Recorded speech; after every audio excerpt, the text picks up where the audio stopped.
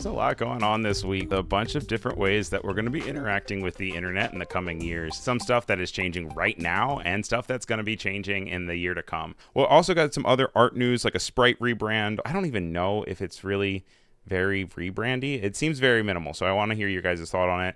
Under Armour sent a cease and desist to a company that they think looks too similar to their logos. There's some Instagram updates with being able to reorganize your carousels, some exciting Photoshop updates, among a bunch of other stuff. We've got a lot to get through. Let's then hop on over into Rebrand.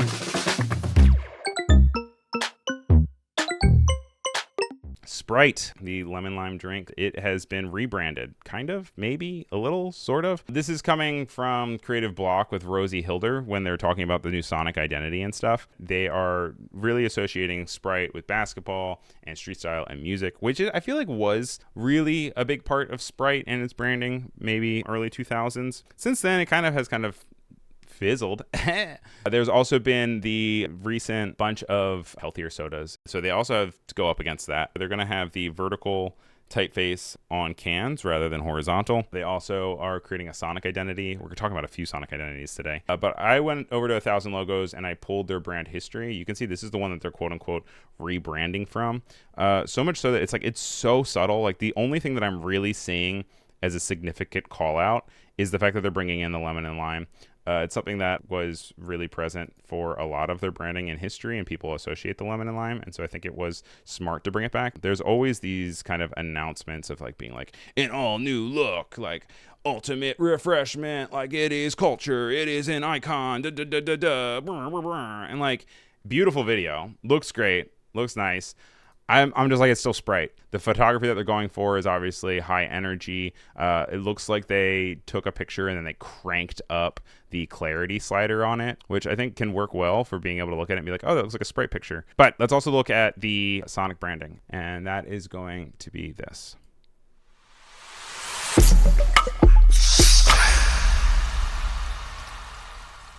I think, if anything, that is probably the most successful. Sonic branding is becoming really, really important. We talk about it all the time, especially with TikToks and Reels, how things are just kind of like constantly playing in the background. If you can have that auditory connection, it's really, really big, kind of like jingles were in the 1900s.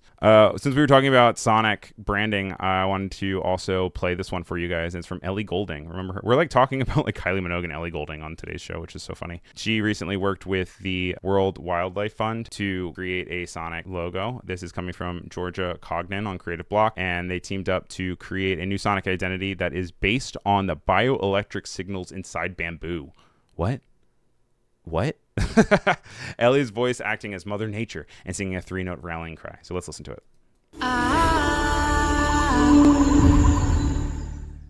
So the things that I like, though, whoop, whoop, whoop, whoop, whoop, whoop, and then also that last part. I think that, like, I think it's successful. The singing of Mother Nature. I mean, it could be Ellie. It could be literally anyone. We're going to run over to this West Village. Saint Urbain was hired to work on some branding for the village. So I brought up a image of New York City for you guys. If you're looking for Times Square and stuff, that's going to be all up here. That's where Penn Station is. So if you ever take a train into the city, that is right here. You have West Village over here. So obviously it's on the west side. And it is a connection of streets that actually even has Stonewall. So you guys ever heard the story of Stonewall? That is where it is located. It is down in the West Village. It's stupid rich. Like, it's so, like, I go there, I walk around with my mom. My mom's like, you should live here. And I'm like, yeah, okay. These streets that are not based on the grid, you can see that the grid comes down and the grid then kind of switches off and gets into chaos down here on the bottom. And they have lots of these triangular blocks, and triangular streets is a kind of cattywampus way about kind of the branding and how things move around, because the streets are not grid-like. Like, it is really beautiful.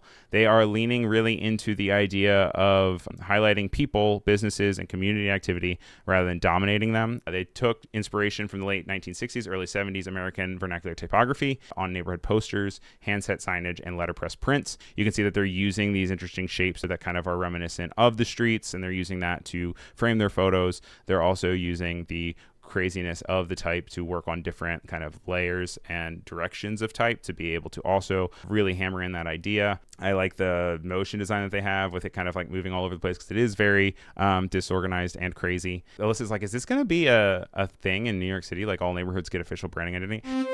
This is a legal dispute that is happening, and it is a clothing company that is being sent a cease and desist from Under Armour, which, as you guys know, is an athletic brand. But the one on the left is the company that is getting the cease and desist, and the icon on the right is Under Armour.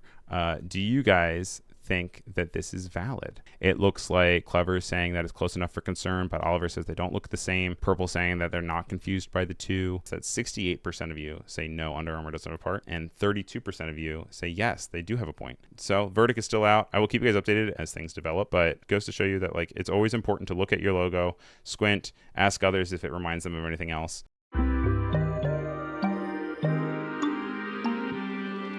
Banksy, you guys know him as the famous artist that is actually known for his anonymity. And you can see that just this week, actually, Reuters posted a in-depth analysis and investigation into the search for Banksy. This has been a decades-long search, and basically they came up with somebody. I decided not to link to these articles because I don't know how I feel about it. How is this going to affect the idea of Banksy? Like, obviously, so much of his stuff was breaking and entering. People didn't know it was him. Now, like, you know, he spray paints a wall. Someone's not happy with it. They're going to be able to go and hit up this artist. Also, some of the allure was this artist that was invisible. No one knows. Now it's kind of something that's out there. I don't know if people care enough, but basically he was arrested in Manhattan in the early 2000s in the meatpacking district. Back when the meatpacking district used to be like seedy and kind of dangerous. It's so funny to think that now because I could never afford anything in meatpacking district if I like sold my kidney. We're talking about New York. Let's keep talking about New York.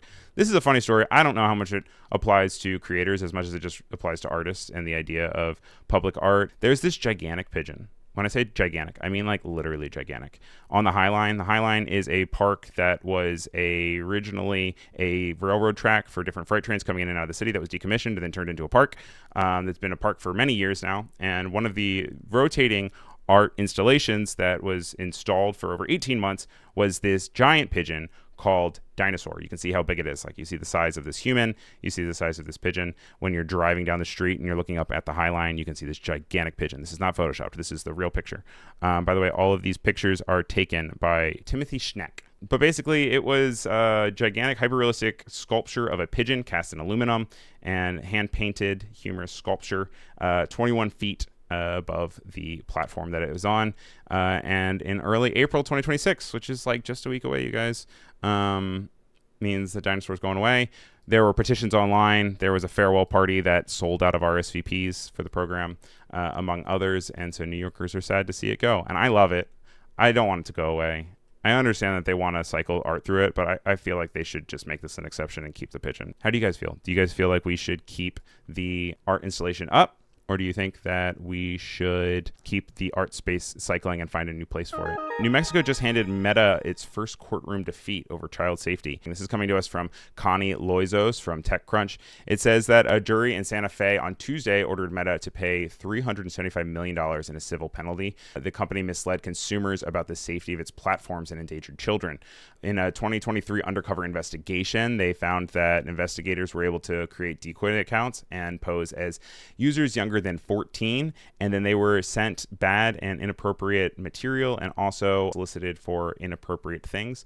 So this showed that actually the company staff and outside safety experts repeatedly raised alarms about the dangers, and they were ignored. So why are we reporting on this on File New? This is going to completely rock the bedrock of social media. Obviously, Meta is going to appeal to this, and they're going to probably then follow up with their own legislation in response to it. But this is going to radically change the way that the internet responds to these big social platforms. A lot of people are making a lot of money off of younger users being able to see their content or being able to get more likes, shares, reposts. They're all coming from a certain gigantic section of the country, especially in America. Across the pond over in the UK, there is a new update to iOS that we're all getting, but it is applying to the Britain's Online Safety Act, and this is coming to iOS 26.4. It says that the Online Safety Act requires tech giants to verify that users are adults before giving unrestricted access to all available content for the App Store. This can be verified with an ID. It can be verified with a credit card. It can also be verified with the length of time time that you've had an Apple account. So Ben Lovejoy is saying that it was pretty easy to be able to get it all set up and running. But once again, that is another portion of the internet that is going to be changing. Famously, Reddit is kind of known for its anonymity. Last week, we reported on the shutdown of Dig. Dig is the sister sibling of Reddit back in the early 2010s. They tried to come back like a month or two ago. They already shut down because they were running into an issue with bots. So Reddit is weighing the identity verification problem methods to combat its bot problem. And one of the ways that they are trying to think about maybe approaching it is either having Face ID or Touch ID, meaning that like if you have a Reddit account, you maybe not necessarily have to tie your full identity to the account to say that I'm Ryan Selvey and this is my account, but it could be like, here's a thumbprint of mine to prove that I am human. And that obviously comes with all its own security concerns, its own privacy concerns, with not even just things from like governments and overreach from a legislative point, but also from a point of like, what if there's a security breach? What if there is nefarious actors that are then able to access this data and then are able to tie it to you or tie it to what you're using online? Or reason a lot of this is all coming up is because of a new report that came out and that's saying that AI bots will outnumber humans on the internet by next year. It says that AI bots will typically go to a website thousands of times more than a normal human would, even if it's like looking for something just to perform a task. In recent weeks and months, there has been a lot of AI agents coming online that are now using instructions to perform tasks without human intervention at all. So they're just kind of like perusing the internet, doing their own thing. For a long time, the internet was about 20% bot traffic. Google was like the big one of it because they were indexing it. But now with this, it is suspected that by 2027, the amount of bot traffic online will exceed the amount of human traffic that's online. Sora from OpenAI, which was the TikTok-style AI video generator that was really, really big last year at the end of the year. It was like #1 in the App Store for a period of time. But as you can see here by this graph, the interest has just completely nosedived over the last several months to the point where people had like completely forgotten about it. So they announced on X, we're saying goodbye to Sora. To everyone who created with Sora, shared it, and built community around it, thank you. What you made with Sora mattered, and we know this news is disappointing. We'll share more soon, including timelines for the app and API details on preserving your work from the Sora team. The Verge reported on this as well, with Richard Lawler saying that also the deal with Disney that was announced in December, only a few months ago, that it would invest $1 billion with a B in OpenAI to license its characters for use within Sora. That is also being shuttered because this is being shuttered in itself. At the same time, when they were announcing this, OpenAI raised $10 billion from investors. There is no direct line of like what is next, why this is happening. It was kind of unknown, but let's continue to talk about different things that OpenAI is doing. And one of the things that you can now do is you can actually, inside of the chatbot, you can use Adobe Photoshop. So I'm interested to see how you guys feel about this, if this is something that you guys would use. I know a lot of us are designers and creators that are very familiar with the actual use case of Photoshop. This is something that actually launched and is live now. It says that Adobe Photoshop for ChatGPT makes powerful photo editing simple and free for everyone. Just upload a photo and transform in seconds. Simply change the backgrounds, add or remove objects, apply creative effects, or fine-tune lighting to color. Intuitive tools to help you bring your vision to life with no editing experience required. Edit your images exactly how you want just by chatting. So I thought the best way to show this off was to literally just do this in real time. Upsetting picture of me, to be completely honest. And I'm going to say, change the background to make it look like I'm at the beach. Look at that.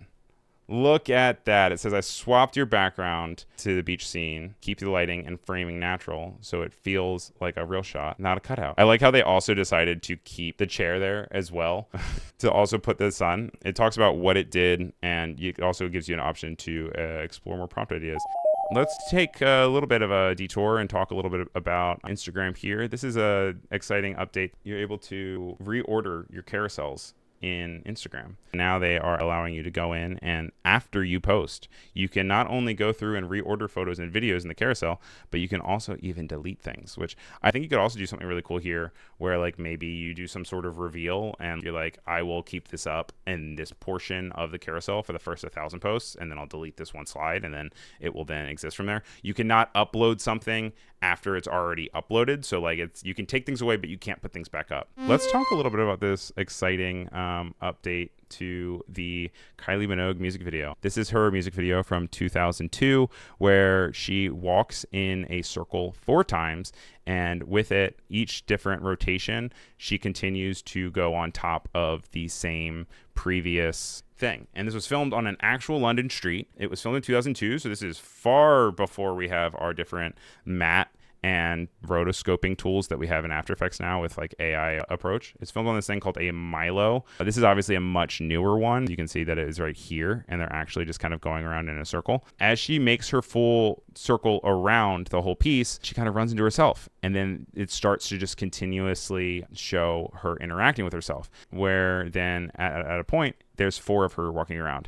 The director, who is Michael Gondry, had her actually change the song to be able to better fit the 4-minute spot. Just this week, Chanel brought the original director back to then create a homage to it. You can see this is Margot Robbie. You can see they even put Kylie in as a little Easter egg here. And while it is much, much shorter, they immediately hop into it. This was filmed on a soundstage in Los Angeles to look like a Paris street. You can see they're doing the reference to the going under the arm thing. And obviously they have a lot more tools at their disposal. Putting on a soundstage makes it a lot easier. But it was cool to see that they went back to the original director.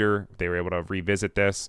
There's a whole write-up on how they created the original music video, if you guys want to check out. It was 7 people, 5 of which who had never done special effects before, and they just rotoscoped for 2 weeks. But one of the best music videos of all time, if you ask me, and I'm glad that it has a resurgence to be able to bring the art form back. It says Adobe Firefly expands video and image creation with new AI capabilities and custom models. When you say custom models, what does that mean? That means that you can use your own work to create an AI model. And it's not training Adobe's systems. It stays private. It stays with you. It only trains it in your specific capacity to create things that look like your work. They said that it's going to work specifically really strongly in illustration styles, in characters, and photographic styles. It's going to help preserve details like stroke weight, color palettes, lighting, and character features across generations, explore new creative directions without losing visual consistency.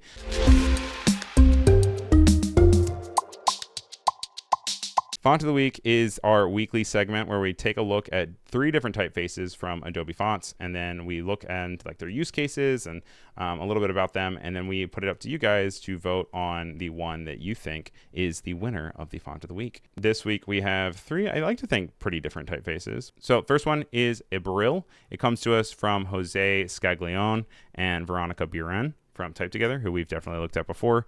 They say that it is a credible contemporary interpretation of a classic news face. It has very dramatic changes between thick and thin strokes. It has display weights. It also has some nice weights for comfortable reading, which is nice. So then you can actually even bring it down. So you have both display and body copy with it, which is always good because then if you're designing something, you can stick all the same typeface here. It would work well for editorial design, magazines, for newspapers, for things that you want, create something with credibility, academic sense. Next up, we have Program, and I chose this because this reminded me of the Public Theater in New York City. Like I said, very New York focused day to day, especially with how they kind of laid out Program. It doesn't always have that irregularity of the width of each letter. That's just kind of them showing all the different spots. But this was designed by Susanna Licco from Amigure, and it's mixing round edges with sharp edges, which is cool. You can see here with this M that like the bottom is really rounded, but the top kind of has these strong sharp turns, and then also like the bottom of the M and the sides also. So it adds a lot of character that you don't necessarily see. Like normally something goes fully round or fully harsh, and this would work really well in branding and editorial. It has high legibility from all different sizes, both thick and thin, also condensed and kind of widened, something that feels a little bit more playful and loud. And then finally, our goofy font of the week is Syncopa. It's designed by Fernanda Cozy from Cozy, and it has 3 different weights that we have here. It is a high contrast display serif that's very expressive. It has lots of these kind of like wonky edges and sides and weights and stuff that really give a lot of personality to it. I could really see this as event posters. It could probably be used in display headlines, branding, things that are used at really large sizes. I mean, if you put it in all caps and stuff, you can really definitely still use it in small sizes, but I think that a lot of its character and love come when you have it and you're able to see the details. And I'm going to end this poll. And the winner of this week's Font of the Week belongs to